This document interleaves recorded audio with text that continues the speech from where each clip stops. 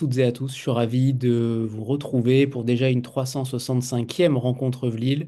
Et ce soir, on a donc la chance de recevoir Delphine Bertholon pour son ouvrage La Baronne Perchée, son roman La Baronne Perchée, qui est sorti donc aujourd'hui aux éditions Bûcher-Chastel. On a la chance de vous recevoir donc pour la première rencontre pour fêter ça avec vous.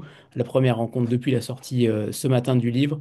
Je suis ravi donc de vous retrouver, Delphine, et de vous découvrir aussi. Je ne vous avais encore jamais lu et c'est un véritable plaisir de vous avoir lu pour une première fois pour un ouvrage aussi riche et intelligent. On va commencer déjà par parler du titre, par parler de cette baronne perchée qui évidemment est un hommage à Italo Calvino. On va en parler aussi un petit peu tout à l'heure, mais j'aimerais déjà savoir ce qu'il se passe chez Italo Calvino pour vous. Quel est cet attrait pour cet auteur si particulier, si connu, si populaire, qui a un univers à lui? Qu'est-ce qu'il y a derrière Delphine Bertholon pour aimer autant Italo Calvino? Alors bah déjà bonsoir à tous. C'est sympa d'être là pour fêter cette sortie. Et alors figurez-vous, ce qui est amusant, c'est que en fait, je n'avais jamais lu Le Baron Perché et je n'avais jamais lu Italo Calvino jusqu'à il y a 2 ans. Et c'est vrai que c'est un roman qu'on lit souvent au collège. Donc ça faisait partie de mes lacunes. Moi, ça faisait longtemps que j'en entendais parler de ce livre. Et donc un jour, je tombe dessus chez Emmaüs pour tout vous dire. Et je me dis, ah tiens, quand même, Le Baron Perché. Et en fait, je l'ai lu, et évidemment, je l'ai beaucoup aimé. Et surtout, j'ai trouvé ce point de départ de ce gamin qui, pour emmerder son père, disons-le, décide de grimper dans un arbre et de ne plus jamais en redescendre. J'ai trouvé ça absolument génial. Et très vite, ça m'a donné cette idée de m'emparer de ce point de départ et d'en faire quelque chose euh, de moderne et d'aujourd'hui.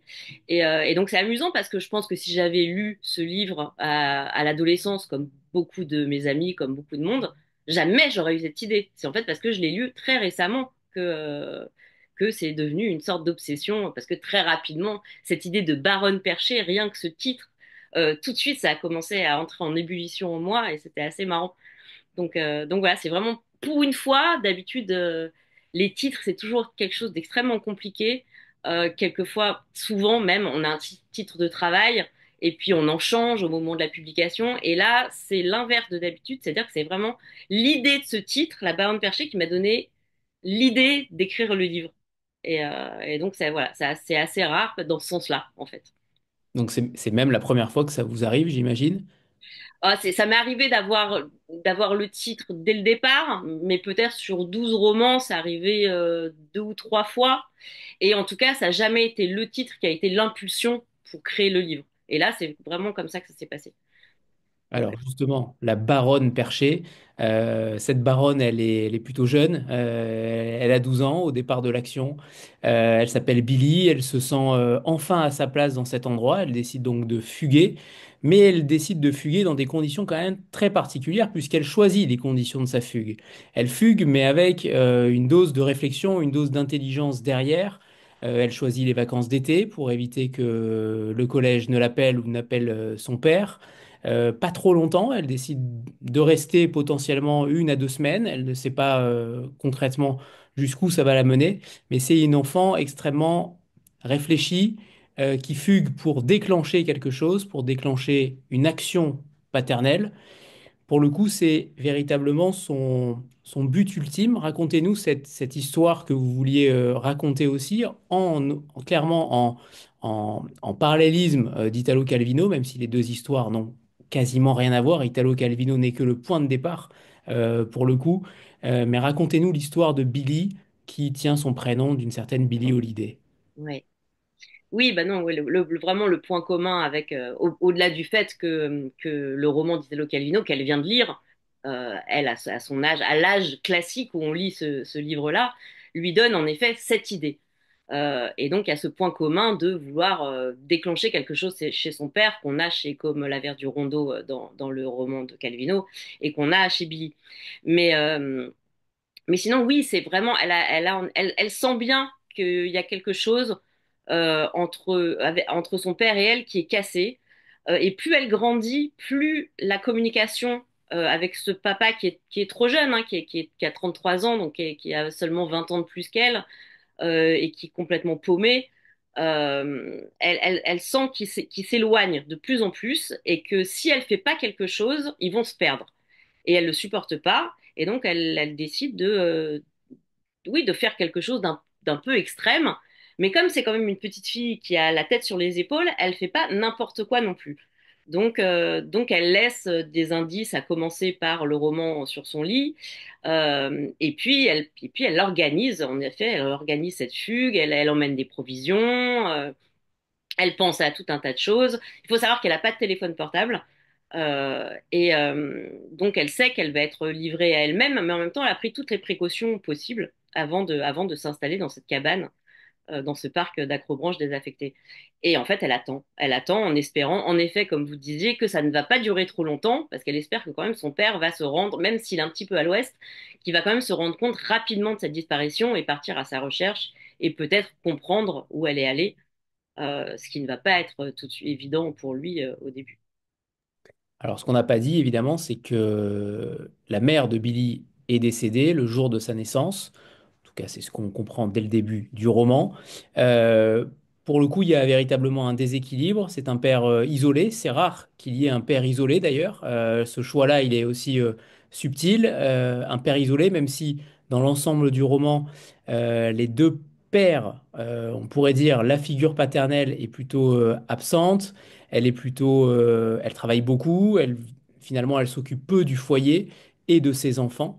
Il y avait quelque chose derrière que vous vouliez tisser aussi à travers la figure paternelle, ce qui est plutôt rare. On parle souvent de figure maternelle. Là, pour le coup, il y a un véritable déclic que vous vouliez donner aussi et une impulsion au roman.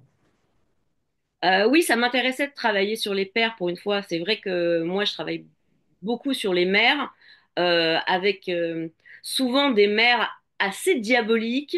Alors là, il y en a une quand même de mère diabolique, mais on va peut-être pas en parler parce que, mais la grande méchante du livre est une mère diabolique. Mais c'est vrai que les pères, ça m'intéressait pour changer un petit peu et je trouve le rapport entre les pères et les filles toujours très à la fois ambigu et extrêmement touchant et souvent avec un lien très fort qui est très différent de celui qu'on peut avoir nous en tant que filles avec nos mères. Et, euh, et je trouve ça intéressant, je trouve qu'il y a un motif là très joli dans une forme de difficulté parfois à communiquer, avec peut-être encore une plus grande difficulté des pères à voir grandir leurs filles. Et je trouve que c'était quelque chose d'intéressant à explorer. En Il tout est cas, d'ailleurs, pardon, allez-y, non, Delphine. non, je vous en prie, c'est bon. Il est d'ailleurs surpris, choqué quand sa fille a ses premières règles. Ouais, C'est aussi un moment entre guillemets fort du livre parce que on voit que ce père-là, il est totalement déboussolé, il a du mal à la comprendre, il a du mal à finalement l'observer. On a l'impression il n'arrive même pas à observer, ne serait-ce que ses habits, ne serait-ce que ce qu'elle a fait hier. Et quand elle part, il est d'ailleurs incapable de dire à quel moment elle a disparu. Parce qu'il y a de l'alcool, il y a des soirées arrosées et qu'il est incapable de se souvenir à quel moment il n'a plus vu sa fille. Un jour, 2 jours, 3 jours, il n'en sait rien. ouais, voilà.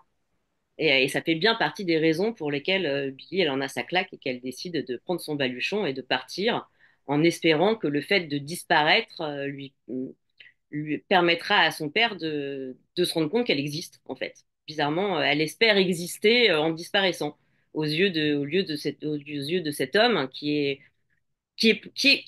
plein d'amour, qui est pas un mauvais bougre, mais qui est dépassé, qui est complètement dépassé par les événements. Et c'est vrai que la figure du père célibataire, elle est pas si fréquente. Et donc ouais, c'est vrai que j'aimais tisser cette relation avec ce jeune homme qui, lui, combat ses propres démons sans se rendre compte qu'il a quand même une petite fille à charge qui peut pas, elle, être la solution à tout et elle ne peut pas, elle, avec ses 12 ans, le guérir de tout ce qu'il porte.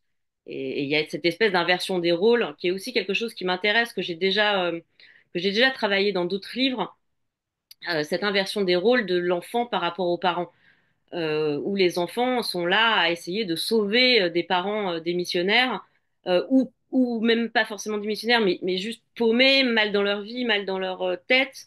Et ce sont les enfants souvent qui en payent oui, qui payent le tribut de ça et qui se retrouvent à materner des mères, à materner des pères, à faire des choses qui sont pas de leur âge.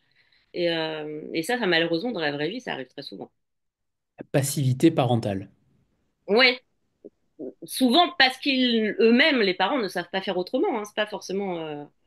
Voilà, en tout cas, la douleur des parents qui se répercute sur les enfants, qui se retrouvent eux à devoir être les enfants sages, les enfants parfaits, pour ne pas ajouter au malheur et au mal-être parental, c'est quelque chose qu'on voit beaucoup. Est-ce que vous n'avez pas l'impression de potentiellement de donner des mauvaises idées à ces enfants qui aimeraient faire bouger leurs parents sur certaines choses? Est-ce qu'il n'est pas dangereux ce livre Ah, finalement? c'est le risque de la fiction, hein. C'est le risque de la fiction. Mais bon, comme dit Nelly, un des personnages dans le livre, tout, toute impulsion générée par un roman est de toute façon une bonne idée. Elle dit quelque chose de cet ordre-là. Voilà, tout ce qui est inspiré par un roman, c'est forcément cool. Mais non, je ne pense pas. Ça reste de la littérature. Heureusement que tout. Moi, j'écris aussi pour la jeunesse en plus. Heureusement que tous les enfants ne mettent pas enfin tous les adolescents ne mettent pas en, en, en action ce qu'ils lisent dans les livres. Sinon, ça serait bien embêté. C'est l'avantage de la littérature, c'est qu'on peut fuguer et faire des choses folles tranquillement au fond de son lit en toute sécurité dans sa chambre. Cela dit, j'aurais peut-être, si j'avais été dans cette situation, j'aurais peut-être, vous l'écrivez tellement bien. En fait, la réalité, c'est que Euh, on se sent évidemment très attaché à Billy, c'est le moins qu'on puisse dire. Ça, elle est carrément à côté de nous. Mais on ressent aussi sa douleur, on ressent son isolement, on ressent sa volonté de crier finalement, de crier à son père, aime-moi, retrouve-moi. Et on sent tout ça tout au long du livre et sans le faire de manière trop directe. C'est là où je trouve que vous êtes vraiment talentueuse, c'est que vous arrivez à le faire de manière beaucoup plus subtile qu'on ne pourrait le penser. Ma question étant, euh, comment dire? Cette Billy, elle m'a troublé en réalité parce que elle a quand même des caractéristiques quasiment d'une adulte. Elle a un Mm. vocabulaire qui peut aussi s'apparenter à une adulte. Elle a des convictions très fortes, notamment écologiques. Elle est flexitarienne. Alors, elle n'est pas au bout de certaines contradictions comme certains jeunes, comme vous le dites. En effet, elle mange des nouilles chimiques en paquet. Mais cette jeune fille, j'aimerais bien savoir comment elle s'est matérialisée dans votre esprit parce que on a l'impression qu'il y a beaucoup de vous à l'intérieur. Il y a beaucoup en tant que mère, peut-être, en tant que fille, mais on a l'impression que c'est une sorte de descendance, mais en même temps une sorte d'ascendance également. Alors, bah, pas en tant que mère parce que j'ai pas d'enfant. En tant que fille, certainement, et c'est amusant parce que ma mère l'a lu, là, évidemment, et elle m'a dit, oh là là, c'est incroyable, j'avais l'impression que c'était toi quand tu étais petite dans cette cabane. Et donc c'est il y a eu peut-être ce qu'elle m'avait jamais dit sur d'autres livres, alors qu'il y a toujours beaucoup de moi dans mes personnages. Mais là, pour elle, c'était assez flagrant, et donc c'est amusant que vous disiez ça. Euh, je, en tout cas, moi, ma manière de fonctionner, c'est vraiment de me mettre à la place des personnages, de me mettre dans leur peau, dans leur basket, presque comme une comédienne interpréterait un rôle. Et donc finalement, c'est pas très compliqué pour moi à partir du moment où j'ai mon personnage bien en tête, où je sais ce par quoi il est hanté, ce qui le freine dans l'existence et que j'arrive à trouver sa voie, parce que même là, si on est pour le coup dans des narrations à la troisième personne, mais pour les trois personnages, ce sont quand même des premières personnes très incarnées. Donc on est presque à la frontière de la première personne. Et, euh, et en fait, ils se construisent comme ça pas à pas parce que en fait je me mets à leur place et donc je me dis je serais à la place de Billy à ce moment-là, qu'est-ce que je ressentirais, qu'est-ce que je penserais, comment je réagirais. Euh, et le personnage comme ça vous porte en fait au fur et à mesure et c'est ce que les auteurs disent très souvent et qui est absolument vrai. cette idée que le personnage, au bout d'un moment, vous échappe, dans la mesure où un personnage, s'il est bien construit au départ, même si vous aviez idée que dans, je sais pas, au milieu du livre, il allait faire un truc précis, et ben en fait, vous arrivez au milieu du livre et vous vous rendez compte que en fait, ce que vous aviez prévu est pas possible parce que la personnalité du personnage a pris tellement d'ampleur que qu'il peut plus faire ce que vous aviez décidé. Donc c'est là où il finit par prendre sa liberté et on est obligé de s'adapter à ce personnage qui s'est construit au fur et à mesure pour remplacer ce qu'on avait prévu parce que ça ne correspond plus à la vie qu'il a pris. Donc Billy, elle s'est construite comme ça. Après, oui, elle me ressemble par certains aspects, bien sûr, mais, euh, mais elle a sa vie propre aussi. Sur certaines choses, elle me ressemble pas. Elle est beaucoup plus courageuse que moi, par exemple. Jamais j'aurais, même alors à gamine encore moins, mais même aujourd'hui, jamais j'oserais faire un truc pareil. D'aller toute seule comme ça dans un parc désaffecté, dans le noir. Enfin, quelle horreur. Alors justement, ce parc d'attractions désaffecté, vous faites d'ailleurs une petite liste succincte de parcs d'attractions qui sont abandonnés, certains monumentaux dans le monde, qui sont certains sous la glace, d'autres dans la boue. Finalement, ce choix-là, il est aussi important. C'est un endroit totalement isolé à l'écart du monde, qui n'est pas forcément très joli finalement. Et en même temps, ça pose aussi des questions sur, puisqu'on est en période post-Covid, vous donnez quelques indices évidemment sur la temporalité, ça donne aussi question, ça pose aussi question sur le retrait du monde, sur le retrait d'une société où de plus en plus d'individus ont décidé de le faire ces 10 dernières années. Est-ce que vous vouliez aussi vous interroger sur cette volonté, même pour soit pour fuir un individu sur une relation toxique par exemple, soit pour faire réagir un autre individu? Est-ce que c'est des questions qui vous ont aussi alerté? Vous disiez à l'instant que vous n'étiez pas courageuse et vous n'auriez jamais fait la chose. C'est intéressant parce que j'étais persuadé que c'était une sorte de fantasme ou en tout cas un rêve enseveli par l'autrice. Ah, ce qui est un rêve enseveli, en tout cas, c'est en effet ces moments où je peux avoir très, très, très envie de m'extraire du monde. Et là, on est en plein dedans, hein. Franchement, qui n'a pas envie de s'extraire du monde, là, en ce moment, un petit peu.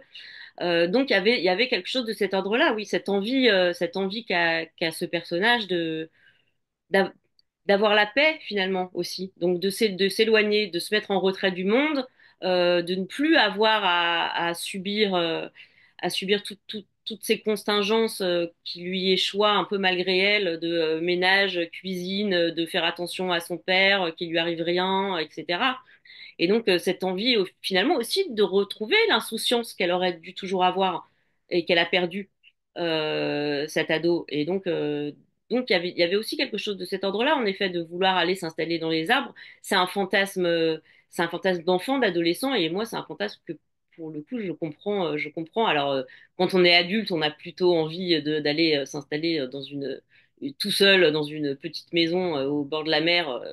Dans un village et de ne parler à personne d'autre qu'aux poissons.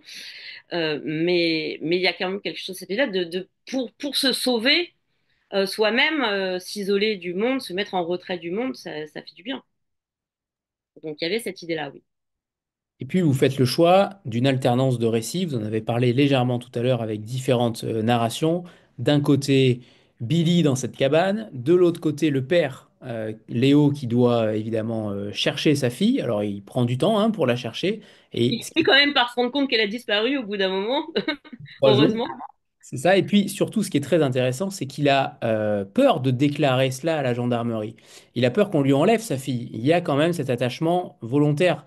J'aimerais pas que les lecteurs pensent que ce père est totalement soit toxique, soit maltraitant. Il est un petit peu différent. Il est dans cette zone grise, dans cette zone un peu brumeuse. Il n'est pas manichéen du tout. Ce choix-là, justement, d'avoir un père qui est pétri de contradictions, finalement, qui plus il attend et plus ça va devenir compliqué de déclarer la disparition de sa fille. Et de l'autre côté, il ne souhaite pas la perdre. Mm. Oui, voilà. Comme bah, c'est justement, ça fait partie des problèmes que pose le fait de pas savoir quand elle a disparu finalement. Parce qu'entre eux, en effet, le boulot, l'alcool, le fait qu'il est à l'ouest, qu'il rentre pas systématiquement dans sa chambre, et ben il sait pas quand est-ce qu'elle est vraiment partie ou quand est-ce qu'elle a vraiment disparu. Euh, Après, comme il la connaît quand même très bien, il soupçonne, il panique, mais il soupçonne qu'elle a pu s'enfuir pour lui donner une leçon. Mais ça n'empêche pas l'inquiétude, évidemment, et oui, quelque chose vraiment de l'ordre de la panique. Et en effet, le premier réflexe de n'importe quel parent dans cette situation serait d'appeler la police. Mais lui se dit, je suis tellement à la rue que, que si j'appelle la police, ils vont faire un signalement aux services sociaux et on va me l'enlever. Comment justifier que je ne sais même pas à quelle date cet enfant qui n'a que 12 ans a disparu? C'est pas possible. Donc, dans un premier temps, eh bien, il se dit quand même, je pense qu'elle a fugué, ça lui ressemble tellement, je vais essayer de la retrouver et la police ce sera en dernier recours. Mais bien sûr, on sent, moi, je l'aime beaucoup le personnage de Léo parce que c'est un personnage extrêmement fragile, mais on sent l'amour. Et d'ailleurs, Billy, elle le dit, elle le sait, qu'il l'aime. Mais cet amour-là, il sait pas l'exprimer et parce que lui-même est trop mal, lui-même est pas bien. Et donc l'idée, c'est aussi de savoir pourquoi il va si mal. Et ça, on finira par comprendre. Tout à fait. Et le troisième récit, dont on peut finalement peu dire parce que ça dévoilerait beaucoup trop de choses, mais le récit, le troisième récit, la troisième voix, c'est la vie de Mathilde, la mère décédée. C'est cette vie-là qui va être dans l'œil du cyclone de l'autrice et qui va petit à petit s'orienter. Et comment ça s'est construit finalement, cette alternance des voix? Est-ce que tout à l'heure vous disiez que les personnages vous échappaient peut-être? Est-ce que ça a évolué pendant l'écriture? Est-ce que Maëlys, l'éditrice, Maëlys de la Jugie, est-ce que ça a évolué entre vous par rapport à cela? Parce qu'au final, vous auriez très bien pu aussi vous contenter de cette double intrigue entre Billy et la quête de la recherche de Billy. Ah, ça aurait été dommage quand même. Moi, j'aimais vraiment bien l'idée de ces trois points de vue, hein, avec le point de vue de ce troisième personnage, en effet, qui s'appelle Malamé, qui est un vieux monsieur, dont on ne sait pas très bien au départ ce qu'il vient faire là, qui il est, ce qu'il cherche. On comprend au fur et à mesure son implication dans cette histoire. Et il permet en effet de dévoiler tout un autre pan de cette histoire et de venir éclairer. C'est finalement le personnage qui a beaucoup de clés et qui va venir donner les clés à tout ce à tout ce qui se joue dans le fond. Et oui, il vient dénouer le nœud qu'il y a entre Billy et Léo, hein. Et finalement, l'intervention de ce troisième personnage euh, qui a bien des défauts lui aussi, mais qui a le mérite oui, de porter des clés. De porter des clés. Et moi, j'aimais bien cette idée, et c'est quelque chose que j'aime bien comme lectrice et comme autrice, cette idée que les différents personnages dans un roman choral euh, détiennent des pièces du puzzle différentes et que finalement, c'est parce que et que d'autres personnages ont certaines clés, un deuxième a une autre clé, un troisième a une troisième clé, et que c'est finalement dans, quand on arrive à mélanger toutes ces clés qu'on finit par réussir à ouvrir la porte à la fin. Et c'est vrai que c'est ce que j'ai cherché à faire avec ces trois points de vue qui sont tous détenteurs de quelque chose de différent et d'une information différente sur l'ensemble de l'histoire. Et en effet, ce certain Malamé va chercher un détective privé pour obtenir certaines informations. On le sait dès le début, je ne dévoile rien pour le coup, mais vous en saurez davantage quand vous lirez le roman. Il vient de sortir aujourd'hui, on va quand même rien, pas non Ouais, plus parce que sinon, dévoiler. on Voilà. spoil. Voilà. Justement, ce qui m'intéresse aussi, c'est le rythme du récit. C'est extrêmement rythmé. Alors, il y a des moments de tension, il y a des moments de pause, il y a des digressions aussi parfois, notamment lorsque Billy est toute seule. Comment dire, ce temps lent dans cette cabane-là où vous écumez des descriptions sur les aliments qu'elle mange, sur ce qu'elle fait, sur ce qu'elle regarde, sur ce qu'elle observe, sur ce qu'elle écoute. Et tous ces sens sont en éveil aussi dans cette période-là. C'est ça qui est très intéressant aussi, c'est qu'il y a ces différents rythmes de récit. On ne voit pas passer le temps quand on vous lit, c'est impressionnant. Vous allez voir que ce n'est pas un thriller, mais On n'en est pas loin. Il y a quand même un animal de compagnie qui porte le nom d'un tueur en série, Jigsaw. Donc, sait-on jamais. Mais ce qui m'intéresse, c'est le travail sur le rythme que vous utilisez. Pourquoi? Parce qu'il y a beaucoup de musique aussi dans ce roman. Billie Holiday, certes, mais il y a aussi du Billie Eilish et tant d'autres. Il y a même des références que je ne connaissais pas. Vous arrivez à faire sortir des compositeurs ou des auteurs, des musiciens inconnus. J'aimerais que vous nous parliez de ce rythme et de la manière dont vous travaillez finalement, peut-être en musique. Alors moi, non, la musique m'inspire beaucoup, mais je travaille jamais en musique, je travaille en silence. En revanche, ça m'arrive de relire des passages avec la musique ensuite. Alors soit une musique qui est intradiégétique, c'est-à-dire que j'utilise à l'intérieur du livre, soit avec une musique qui va bien avec le passage. Mais en général, quand j'écris, vraiment le moment où j'écris en silence.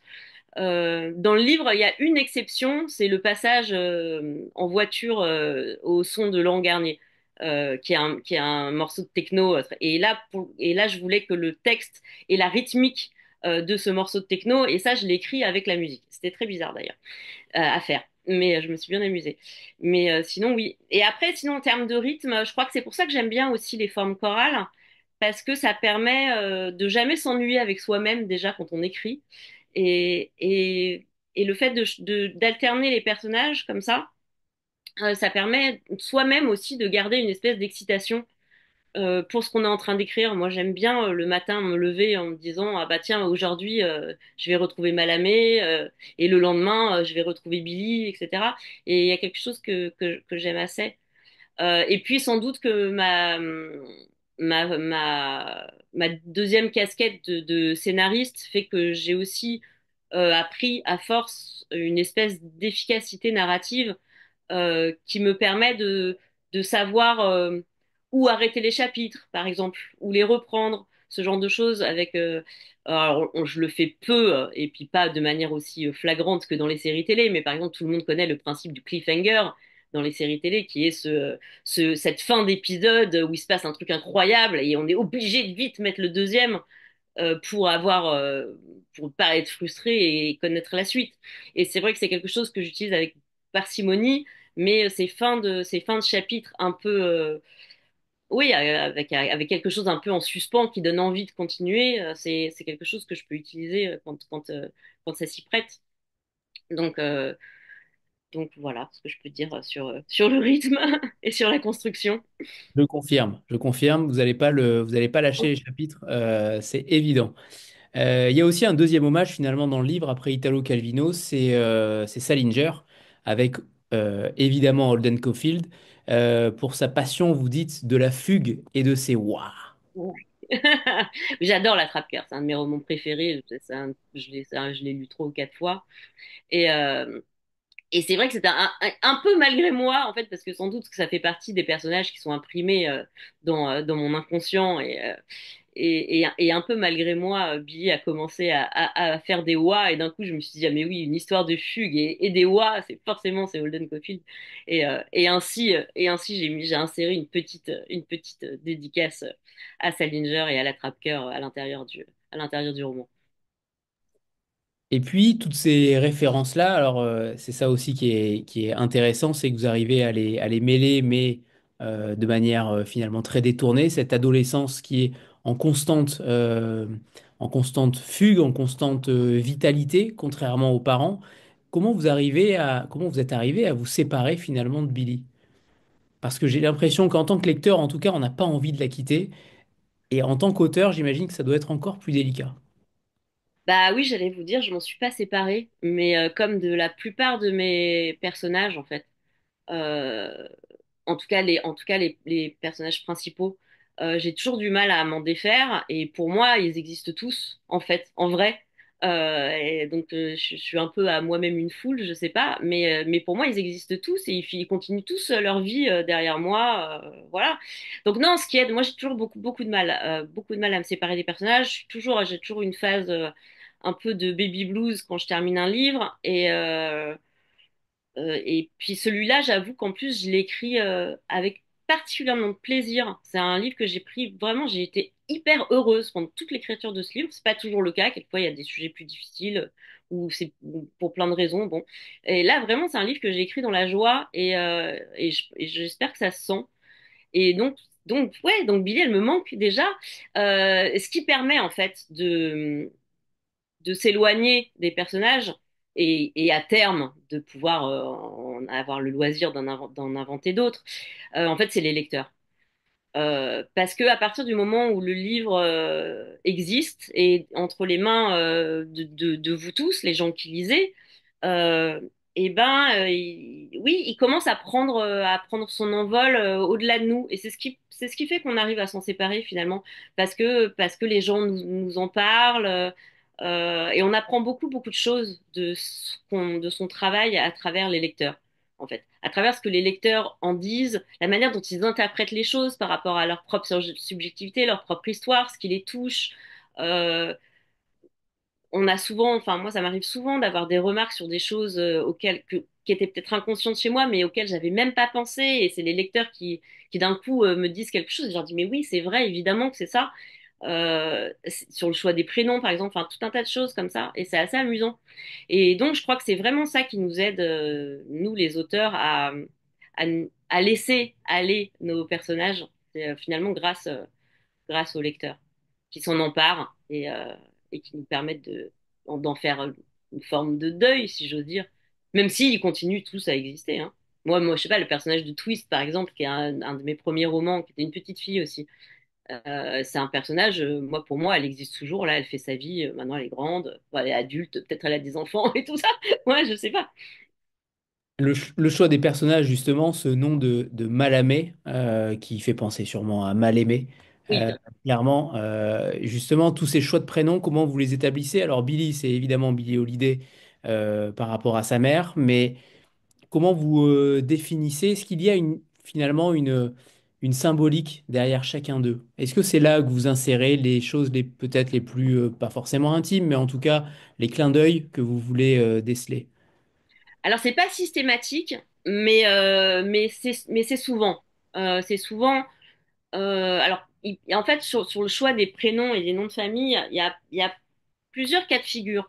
Soit c'est juste des prénoms que j'aime bien, et voilà, qui font partie des prénoms que j'aime bien. Si j'avais eu des enfants, ils auraient été sur ma liste de prénoms, voilà. Donc ça c'est tout bête. Soit il y a des choix très en conscience. C'est le cas de Malamé, en effet, comme vous le dites, Malamé, mal aimé, bon, ou qui ne sait pas aimer. Enfin, il y a tout un tas de choses. Après, c'est un patronyme qui existe, hein, mais qui a cette origine-là et qui bien sûr évoque ça. Donc ça, c'est des choix très conscients, très choisis, parce que en effet, ils sont symboliques. C'est le cas, par exemple, dans un de mes autres romans qui s'appelle Les corps inutiles, qui est l'histoire d'une adolescente qui est victime d'une agression sexuelle. Et c'est une histoire de vengeance. Et l'héroïne s'appelle Clémence. Donc la clémence, la vengeance, c'était en opposition, c'était intéressant. Donc là aussi, son prénom, il a été choisi très en conscience. Euh, Dans un roman qui s'appelle Grâce, l'héroïne s'appelle Grâce Bataille. Bon, pareil, le nom de famille Bataille, ça a beau être un patronyme très classique, il a vraiment du sens dans l'histoire. Donc c'est assez variable. Mais oui, et alors, ce que je vous disais tout à l'heure, que par exemple, il y a des choses que d'un coup, dont on prend conscience grâce au lecteur. C'est par exemple dans un de mes romans jeunesse qui s'appelle Celle qui marche la nuit. Il y a la petite sœur, il y a une petite sœur qui s'appelle, c'est une histoire de fantôme, hein, et il y a une petite sœur qui s'appelle Jeanne. Et c'est les élèves un jour qui m'ont dit, en rencontre scolaire, qui m'ont dit, mais madame, la petite fille, elle s'appelle Jeanne parce que comme Jeanne d'Arc, elle entend des voix. Et en effet, c'est l'histoire d'une petite fille qui entend des voix, puisqu'elle entend le fantôme. Et moi, j'y avais jamais pensé. Donc, et alors, sans doute, mon inconscient a travaillé, et peut-être que ce prénom-là, Jeanne, je l'ai choisi peut-être pour ça. Et donc, c'est cette zone grise un peu inconsciente et assez rigolote. Ça arrivé plusieurs fois que des lecteurs adultes ou ados hein, me fassent des remarques et m'apprennent sur mon travail quelque chose auquel j'avais pas pensé et qui, a posteriori, me semble tout à fait plausible. Donc c'est marrant. Alors justement, je rebondis sur le public, le jeune public, parce que j'ai l'impression que ce roman, il leur est entre guillemets un petit peu adressé pour qu'ils trouvent aussi peut-être des clés sur leur relation avec leurs parents. On sait que le budget de la culture en ce moment est en berne. Pour le coup, les rencontres avec les jeunes seront plus difficiles, mais moi, ce que j'aimerais savoir, c'est est-ce que certains adolescents ont lu ce roman déjà ou pas encore? Est-ce que c'est encore un petit peu trop tôt? Mais j'aimerais bien avoir finalement l'œil, la clé d'un adolescent qui lit ce livre, parce que je pense qu'on pourrait y voir aussi beaucoup de choses potentiellement invisibles. Mm. Bah, non, là, comme il vient de sortir, il y a pas. Et comme c'est quand même un roman pour adultes malgré tout, même si je pense qu'il, comme vous, hein, qu'il plaira beaucoup aux lycéens, enfin, j'espère, qu'il devrait les intéresser. Mais c'est vrai qu'autant des romans vraiment pour adolescents, c'est-à-dire pour les collégiens, j'ai mes petits bêta-lecteurs tests, c'est-à-dire les enfants de certains de mes copains qui acceptent de lire le manuscrit et de me donner leur avis, etc. Et c'est toujours très intéressant. Mais là, comme c'est un roman pour adultes qui est adressé, bon, je l'ai fait lire à des adultes en fait. Donc il n'y a pas d'adolescent pour l'instant qui l'a lu. Mais je suis assez curieuse, moi aussi, de voir la manière dont des grands ados vont s'emparer de ce texte, ouais. Euh, ouais, donc on verra. On Ok. verra. Alors, on va faire Les une trouve petite pas en photo. librairie, Ouais. les grands ados. On va faire une petite photo de groupe avant que vous nous lisiez un premier extrait, Delphine, étant donné qu'il est sorti uniquement aujourd'hui, beaucoup ne l'ont pas encore lu. Voilà, la photo de groupe, elle est là, et c'est bon, parfait. Delphine, c'est à vous pour le premier extrait. Alors, bah, je vais vous lire le début du coup.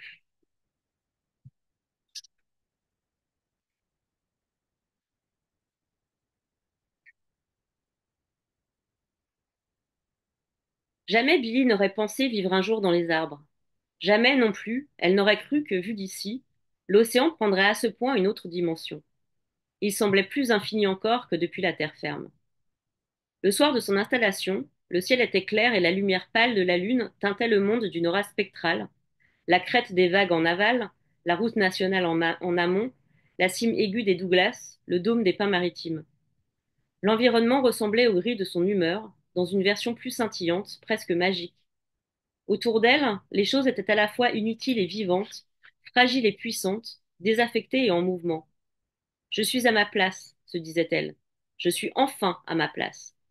Elle consulta sa montre. Son père avait-il commencé à se poser des questions? Il était 21h37.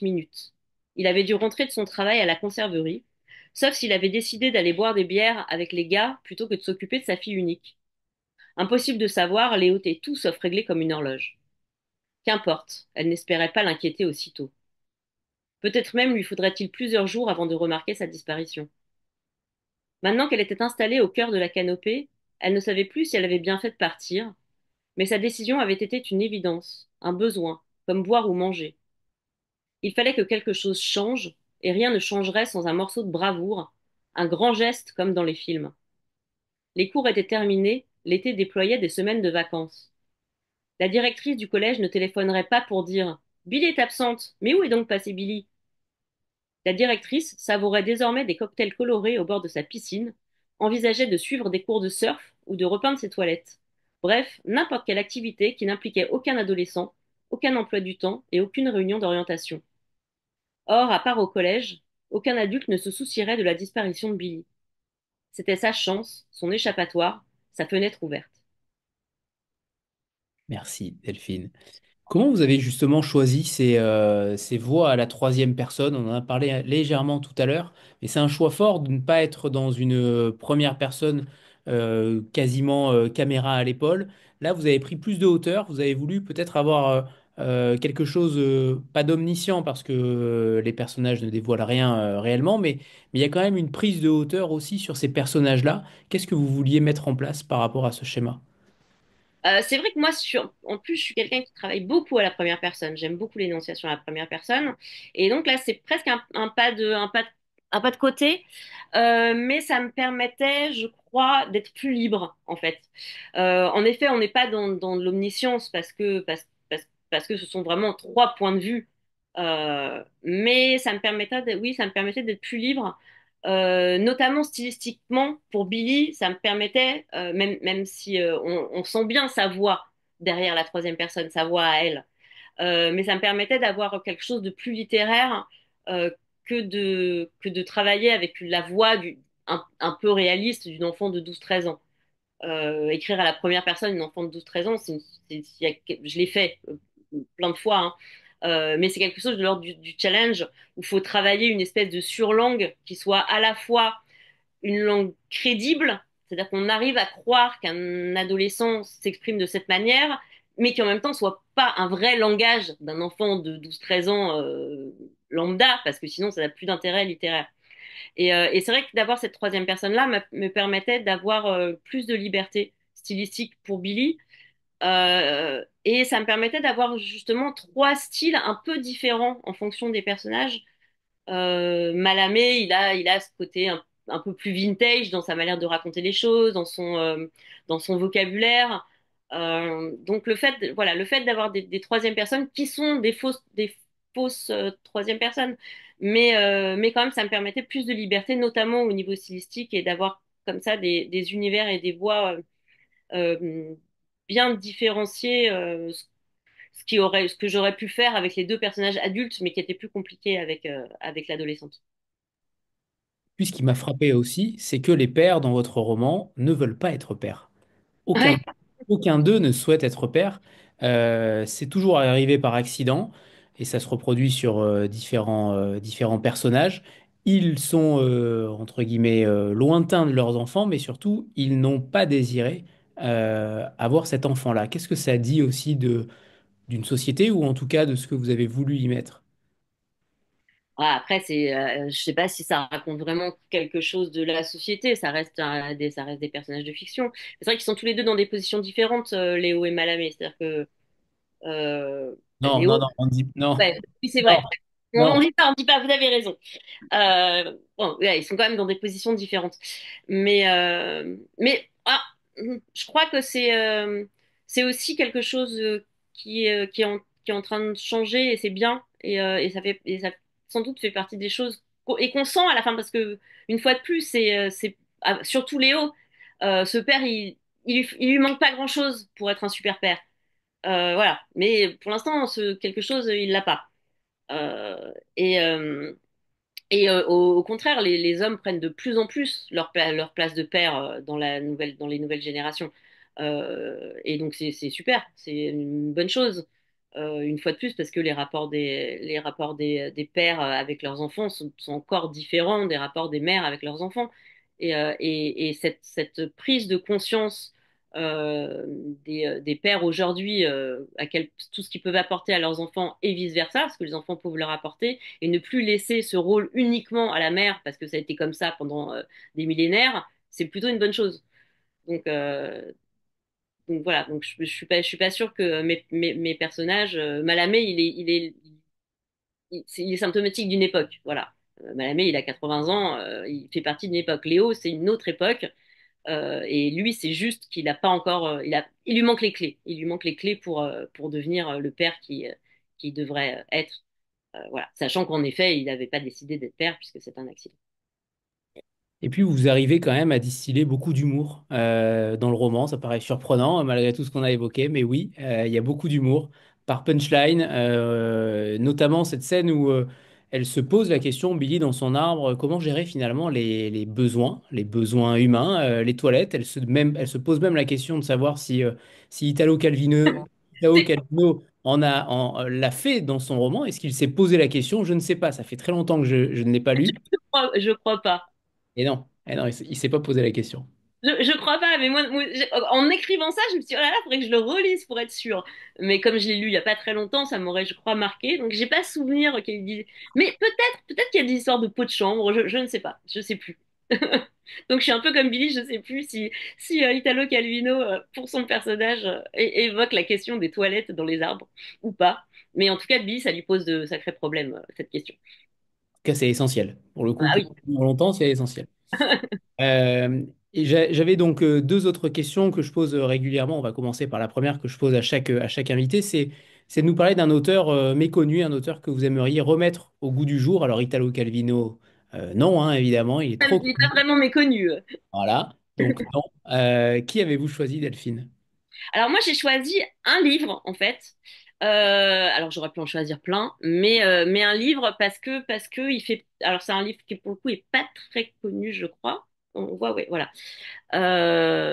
C'est un roman de la fin des années 80 d'un Écossais et j'ai les bips des textos qui s'appelle donc Le son de ma voix de Ron Butlin. Alors je sais pas si certains l'ont lu. Et c'est un livre assez, moi, qui m'a beaucoup, beaucoup, beaucoup marqué. Et j'ai choisi celui-ci parce que il fait partie, en fond, je l'ai pas relu récemment, mais il fait partie des livres qui m'ont marqué et qui m'ont aidé à construire le personnage de Léo, parce que c'est l'histoire d'un alcoolisme, en fait. Un homme qui est alcoolique chronique. Et c'est un texte très, très, très fort qui est écrit à la deuxième personne, ce qui est assez rare, c'est-à-dire au tu. Et vraiment, c'est un livre, moi, qui m'avait complètement bouleversée. Et peut-être que je peux vous lire juste un tout petit morceau de. C'est Irvine Welsh qui fait la préface de cette édition. Il a été édité, il est toujours édité, je crois, chez Quidam. Et donc voilà, juste ça vous donnera un petit peu le qu'il en dit, Irvine Welsh. Il le dira mieux que moi. Le personnage du Butlin, Maurice Magellan, est cadre dirigeant dans une société de biscuits en Écosse. Il semble incarner la vision étroite du succès du type des années 80. Un bon boulot, une maison en banlieue, une gentille femme et des enfants, un style de vie conformiste. Bref, il semble a priori l'incarnation même des valeurs thatchériennes. Il y a cependant un gros problème. Maurice est un alcoolique chronique, et au moment où nous rentrons dans son histoire, il est déjà bien avancé dans son processus de désintégration. Contrairement au anti-héros du roman urbain branché basé à New York ou à Londres, Maurice n'apparaît pas comme une simple victime des excès de ces années 80. Il n'y a pas d'espoir qu'il se calme un peu, se relaxe, trouve ses marques et redéfinisse peut-être ses valeurs de vie. Maurice n'est pas une victime de la coke ou de l'alcool à gogo du Lower East Side de Manhattan ou du West End de Londres, qui reprend parfois conscience du temps qui passe et espère rencontrer la femme idéale, acquérir les deux gosses et la maison de banlieue qui remettrait tout d'aplomb. Il a déjà tout ça, et rien n'est d'aplomb pour autant. C'est ce qui s'avère si subversif dans le son de ma voix, cette façon dont Butlin casse impitoyablement et habilement la confortable trajectoire oedipienne, ce voyage fictionnel lassant mais omniprésent dans lequel le héros trucide les démons et épouse la belle princesse. Dès le début, nous pressentons que ce type est fichu. Voilà. Et donc, voilà, je vous conseille, c'est un texte très, très atypique et très puissant, voilà, qui m'avait beaucoup, beaucoup, beaucoup marqué et auquel j'ai pensé pour construire Léo. Donc, c'est pour ça que j'ai choisi ce livre-là, qui n'est pas très connu, me C'est semble. parfait. C'est parfait. Une maison d'édition indépendante en plus. En Vous plus. tombez bien. Vous tombez bien. J'ai appris aussi un mot, c'est le kintsugi. Oui, Alors ça, j'ai été frappé et en même temps, mon petit cœur a fondu. Euh, Ça consiste donc à réparer un objet brisé en soulignant les fissures avec de l'or au lieu de vouloir à tout prix les cacher. J'ai trouvé ça magnifique. Ça vient encore des Japonais, j'imagine. ouais, c'est En très, plus, c'est tout est très beau. logique. Et je trouve qu'il y a une véritable symbolique aussi à travers le livre, et il n'est pas là par hasard, le kintsugi. Non, bien sûr que non. Oui, c'est cette idée de enfin, vraiment, c'est cet art japonais qui est assez connu, hein. Il y a eu beaucoup de reportages, et puis c'est une image qui est tellement, tellement belle et c'est tellement puissant dans la symbolique, ce qu'ils font. C'est-à-dire que, voilà, quand une théière est cassée, au lieu d'essayer de la recoller avec de la glu pour que ça se voit le moins possible ou de la jeter, à l'inverse, ils mettent ils la ressoudent, certes, mais ils mettent du fil d'or partout où ça a été cassé pour mettre en valeur finalement les lignes de brisure.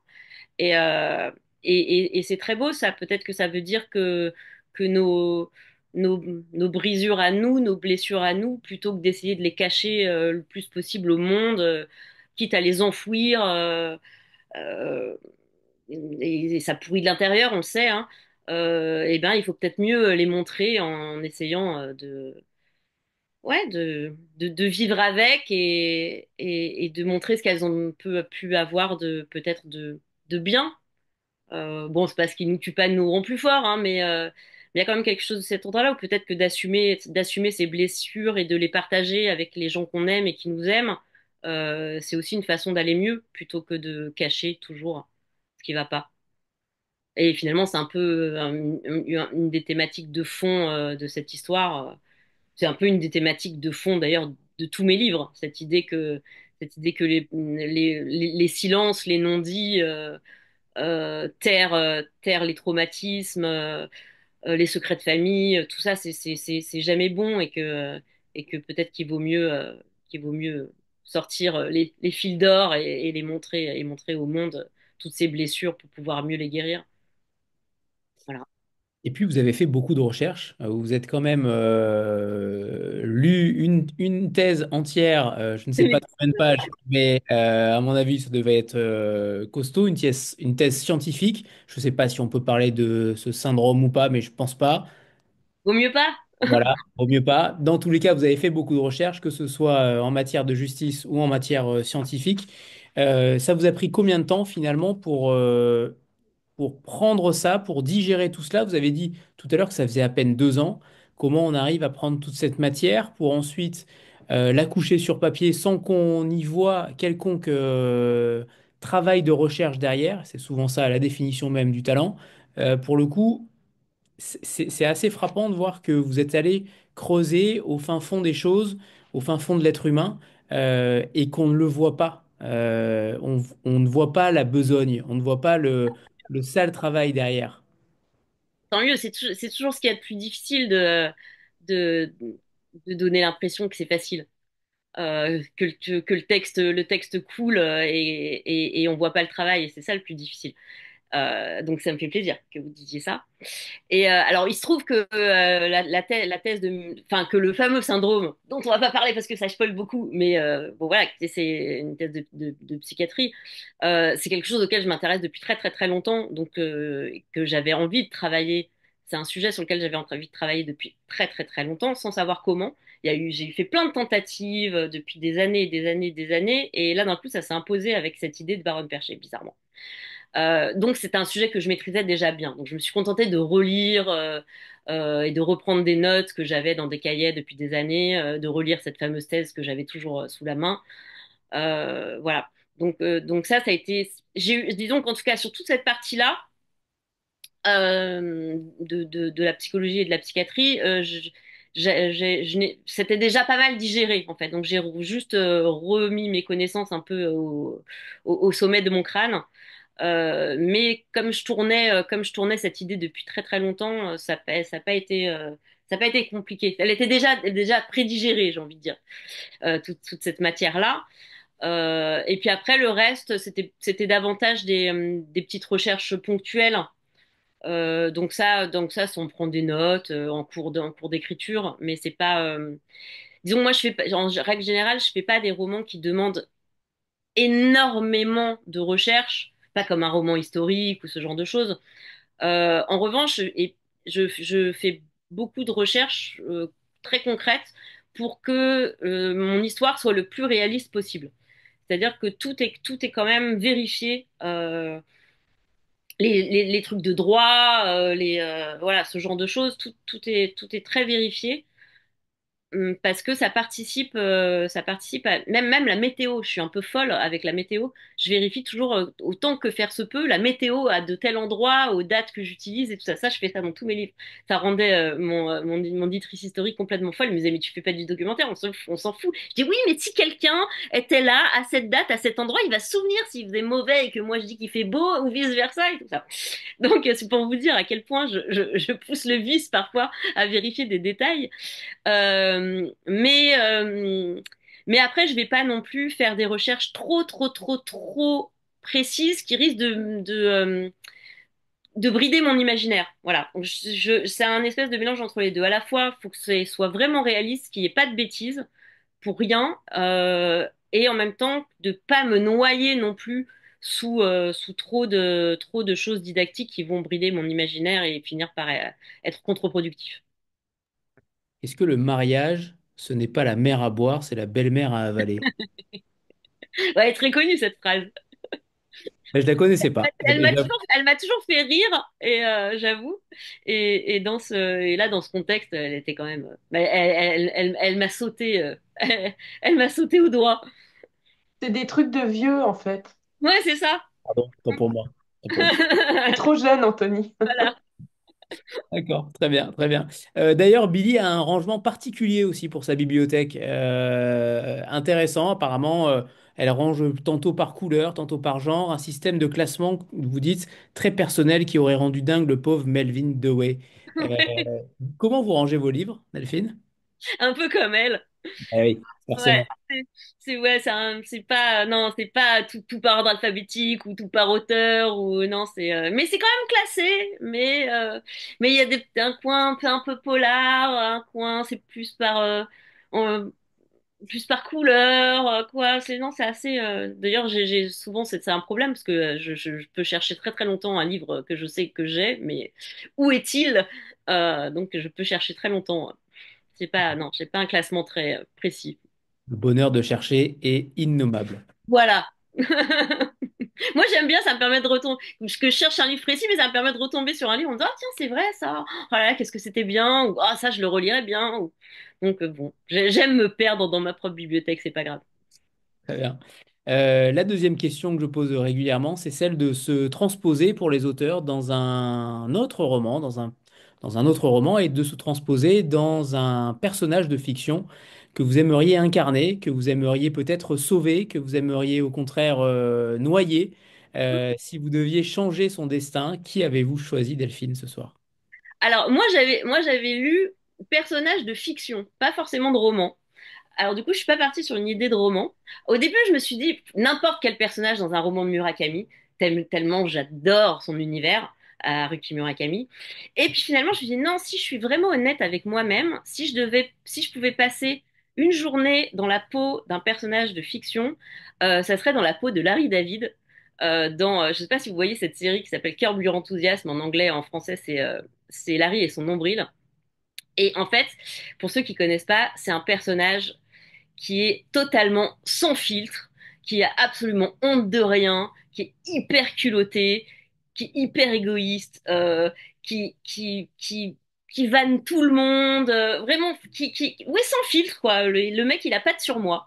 Il culpabilise jamais de rien. Enfin, il est affreux, il est infernal. Et c'est vrai que moi, qui suis quelqu'un de finalement assez réservé et très poli, très policé, j'ai toujours très peur de blesser les gens. Je culpabilise pour un oui, pour un non, je sais pas dire non, etc. Et quand je regarde Curb Your Enthusiasm et que je vois Larry David, je me dis quand même une journée, j'aimerais bien être ce personnage affreux qui se fout de tout et tout le monde. Alors, seulement une journée, parce qu'après, il se retrouve toujours dans des situations apocalyptiques, évidemment. Mais voilà, être ce personnage sans filtre, une journée, je pense que ça m'amuserait de voir comment c'est d'être comme ça, de pas s'angoisser pour tout, de pas culpabiliser pour tout. Ça doit être bien. Très bien, super choix. Super choix. Justement, tout à l'heure, vous disiez que dans le titre ou dans la manière de procéder au départ, c'était une sorte de pas de côté. Est-ce que c'est un roman pas de côté pour vous? Est-ce qu'il est particulier celui-ci? Est-ce qu'il s'inscrit dans une sorte de transition vers quelque chose d'autre, ou en tout cas une rupture parfois? Étant donné que je n'ai pas lu l'ensemble de votre œuvre, Delphine, je m'interroge sur l'impact qu'a ce Pardonnez. livre-là sur votre œuvre. Non, je crois qu'il est vraiment dans l'absolue continuité de ce que je fais et de ce que j'ai toujours fait. Là, peut-être que la, la différence, peut-être, c'est qu'en effet, il a ce côté, je crois, par rapport à mes deux derniers romans adultes particulièrement. Dahlia était quand même assez noir. Celui-ci, c'est un roman mal. Enfin, c'est rigolo parce que j'ai l'impression que tout ce qui s'y passe est affreux, en fait. Euh, et pourtant, le livre est joyeux. Donc, c'est ce qui m'a troublée moi-même en écrivant d'ailleurs, hein. Je ne raconte que des choses affreuses, enfin affreuses, en tout cas douloureuses, délicates. Euh, et pourtant, le livre est plein de vie parce que je pense qu'il est à l'image de Billy, en fait, ce livre. Et donc, il a cette force de vie, cette niaque, cette joie de vivre indécrottable qu'ont les enfants et les adolescents et c'est ce moment où on n'est jamais aussi vivant qu'à cet âge-là et où le champ des possibles est infini et où à la fois on a soif de justice et, euh, et, et elle embarque en fait, elle embarque l'histoire, y compris toutes les zones noires, toutes les zones d'ombre, elle les transcende parce qu'elle est qui elle est. Et voilà, donc je pense que c'est ce qui fait que c'est c'est un roman avec plein de choses sombres et au final c'est plein de lumière, en tout cas j'espère. C'est plein de lumière et en effet, vous avez raison, c'est exactement Billy comment dire, qui catalyse toute l'énergie, tout le côté solaire. C'est vraiment elle, mais par sa poésie aussi. Alors c'est évidemment, on va pas vous vendre quelque chose qui est poétique au possible, non, mais il y a beaucoup de poésie dans ce qu'elle dit, dans ce qu'elle voit, dans ce qu'elle observe, dans ce qu'elle finalement dans ce qu'elle vit. Comment vous travaillez justement cette lumière? Vous avez raison de parler de cette lumière parce qu'il y en a aussi beaucoup, pas forcément que d'elle, mais il y en a quand même beaucoup d'elle. Pour le coup, les autres personnages sont souvent pas plus en retrait, mais en tout cas plus gris qu'elle, clairement. Mais comment vous travaillez cette lumière justement à travers l'horreur? Qu'est-ce qui pousse ça? Est-ce que vous vous êtes essayé à la poésie? Est-ce que ça fait partie de quelque chose qui vous anime? Alors la poésie, non. J'aime beaucoup ça. J'en ai lu beaucoup, j'en lis encore un petit peu. Euh, mais j'en ai écrit à l'adolescence, comme tout le monde. Mais non, j'écris plus de poésie aujourd'hui parce que tout simplement parce que je suis pas très à l'aise avec les formes courtes, moi. Je sais pas faire. J'ai essayé à une époque d'écrire des chansons parce que j'avais des amis musiciens et tout ça, mais en fait j'y arrive pas. Ouais, je sais, c'est quelque chose. Non, la forme courte, c'est pas mon truc. Euh, mais après, la lumière, elle vient naturellement, en fait. Quand on a un personnage comme Billy, la lumière, elle vient malgré soi, parce que comme je vous disais, finalement, c'est le personnage qui nous porte quand on écrit. Et, euh, et à partir du moment où ce personnage existait pour moi, qu'il était bien défini dans ma tête, qu'il se définissait au fur et à mesure de mieux en mieux, euh, et ben la lumière, elle était intrinsèquement là. Donc voilà, elle la véhicule. Et puis c'est vrai qu'il y a aussi tout du long, euh, alors incarné évidemment par le baron Perché, Italo Calvino et quelques extraits qu'elle cite, Billy, mais il y a aussi toute cette ode sous-jacente à la lecture. Je crois, c'est vrai qu'il y a plein de livres dont elle parle, plein de livres qu'elle évoque. Euh,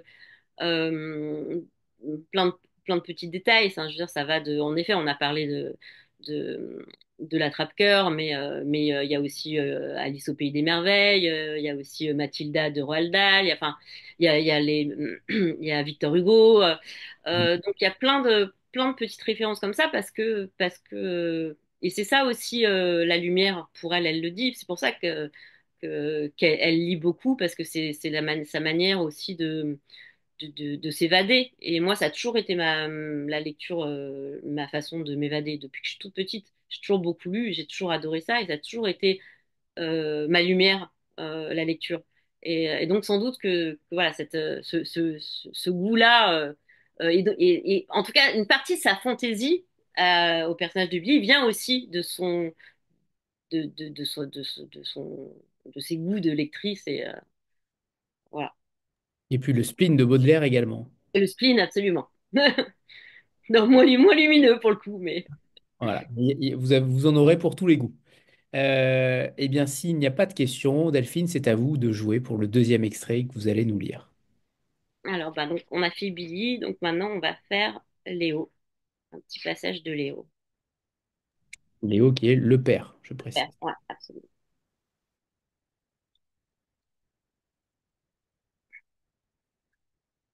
Allez, quoi, une dernière pour la route. Léo ne disait jamais non, les autres le savaient. Laurent retourna au bar, revint avec un énième pichet de blonde qu'il posa sur la table dans un fracas de chaises et une éruption de mousse. Il remplit les verres. On n'a pas de pétrole, mais on a des sardines. Et les autres de renchérir, rouges et la voix cassée. Mais on a des sardines. Quel mot grotesque, sardine, petit mot ridicule pour ce poisson ridicule qui puait la mort. Même avec les gants, il finissait toujours par avoir du sang sous les ongles. L'odeur, impossible de s'en défaire, mais le pire, malgré les boules qui c'était le bruit. Le plus étonnant restait qu'avec lui, sur la ligne des tripages, il y avait une grande majorité de femmes. Sadnett était en poste depuis des décennies. La différence, c'était qu'après le boulot, elles rentraient s'occuper de leur famille. On ne les voyait jamais au pub, elles. Personne parmi les gars ne demandait de nouvelles de Billy, sans doute parce que Léo ne l'évoquait jamais. Il savait bien, vaguement, qu'il avait une gamine, mais cette gosse n'avait pas plus de réalité que les conversations fumeuses qu'ils entretenaient avant d'aller se coucher, éreintés par le travail et l'alcool ingurgité pour faire passer le travail. À la conserverie, Billy n'avait pas de prénom. C'était une entité, un concept, une abstraction. Léo ne disait jamais « Je dois y aller, Billy m'attend » ou « Il faut que je file, Billy a un problème ». Si quelque chose devait se produire, comme la fois où elle s'était pété une cheville en cours de sport dès la première semaine de sixième, il avait lancé à la cantonade. Les gars, désolé, j'ai une urgence. Buvez un coup à ma santé. Les gars ne demandaient jamais de détails au sujet de l'urgence. Ils avaient trop de problèmes avec eux-mêmes pour se coltiner ceux des autres, et Léo était du genre taiseux. La plupart du temps, quand ils finissaient par rentrer à la bicoque qui avait remplacé le deux pièces dont ils étaient partis après la crise du Covid-19, Billy dormait déjà. Parfois, elle avait préparé à dîner. Parfois, elle lui laissait un mot sur le comptoir de la cuisine, mais ça faisait longtemps que ce n'était pas arrivé. Les messages étaient aussi variés que l'humeur de Billy. J'ai encore vu la souris. Quand je te dis qu'on a besoin d'un chat, mange, s'il te plaît. Les carottes, ça fait les fesses roses. Aujourd'hui, le vent était si fort que j'ai cru m'envoler. Souvent, il s'agissait d'une citation du bouquin qu'elle était en train de lire. Comme sa mère, cette gosse lisait tout le temps. Les gens qui pleurent à s'en fondre les yeux en regardant un film à la guimauve, 9 fois sur 10, ils ont pas de cœur. Celle-ci, tirée de Salinger, Léo l'avait mal prise. La veille au soir, bien bourré, il avait chialé comme un con devant Manchester by the Sea, avant d'engueuler la petite parce qu'elle avait oublié de poster le chèque pour les DF. Voilà. Merci Delphine. C'est vrai que plus on vous lit et plus on voit que le roman est aussi le roman de personnages isolés, tous les uns comme les autres. C'est le roman qui va vers une certaine altérité. Chacun d'entre eux a du mal à communiquer. C'est aussi une question de manque de communication, pas forcément un manque d'amour, mais un manque de liens sociaux qui est frappant. Plus j'y réfléchis, en tout cas, je l'analyse plutôt comme ça. Oui, ils sont tous les trois, chacun à leur manière, bloqués dans leur solitude, ça c'est sûr. Et l'idée, ça va être justement de réussir à renouer ces liens qui se sont délités ou qui n'ont même jamais commencé à exister. Pour ceux qui sont encore possibles. Voilà, exactement, pour ceux qui sont encore possibles. Oui. Eh bien, merci Delphine Berthelon. Je remontre La Baronne perchée. Ça sort aujourd'hui, c'est sorti aujourd'hui. Et on vous souhaite vraiment le meilleur pour ce roman qui, j'espère, va faire battre certains cœurs et potentiellement faire pleurer aussi certains d'entre nous. J'espère. J'adore quand on me dit j'ai pleuré, c'est mon côté diabolique. Ah, Isabelle a une question alors. Oui, bonsoir, merci pour cette rencontre. Juste une question parce que je revois la couverture, on n'en a pas parlé, c'est une très belle couverture et pour le coup très lumineuse. Ouais, on est très contents. Et ouais, du coup, c'était juste pour savoir un peu qui l'avait faite, comment ça s'était passé, quoi. Elle s'appelle Amandine, alors son nom de famille. Amandine Bourbon-Toulon. Voilà, Amandine Toulon, et qui est illustratrice et qui travaille souvent avec Maëlys de la Jugie, mon éditrice.